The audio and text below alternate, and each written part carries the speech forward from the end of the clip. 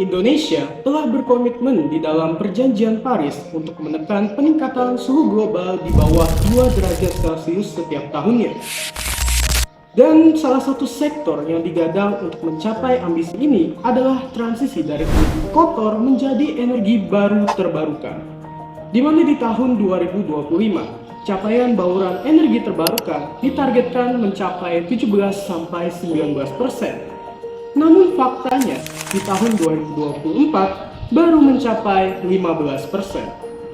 Target ini memberikan dorongan munculnya berbagai proyek strategis nasional, contohnya yang terjadi di Kabupaten Malinau melalui pembangkit listrik tenaga air dari Kayan dan juga Mentarang Induk, di mana pembangkit listrik ini tuh dirancang bisa menghasilkan hingga 10.000 megawatt listrik. Namun di balik kemegahan proyek, ada konsekuensi lokal yang harus dibayar.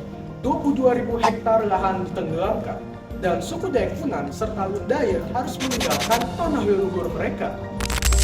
Kondisi ini memberikan pertanyaan kesesuaian proyek dengan konsep Just and Inclusive Energy Transition yang menekankan tentang keadilan ekologis dalam transisi energi bersih.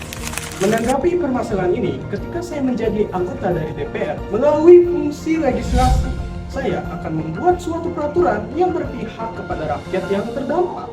Sebagai langkah efisiensi pada kondisi Malinau yang mendesak, saya akan mendorong terkait dengan instruksi Presiden tentang transisi energi berkeadilan di wilayah adat dan tertinggal. Aturan akan mengikat beberapa kementerian dan pemerintah daerah untuk kemudian melakukan pemetaan sosial budaya sebelum proyek dilaksanakan, dan secara terbuka mengajak partisipasi dari pemuda dan juga masyarakat lokal untuk memastikan inklusivitas.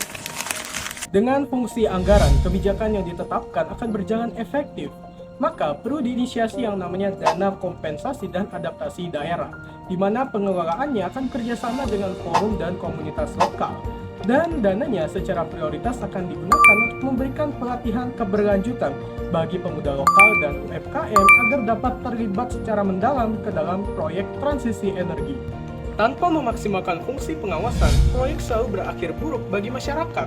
Itulah mengapa saya ingin memastikan setiap tahapan dapat dipantau oleh masyarakat lokal secara real time.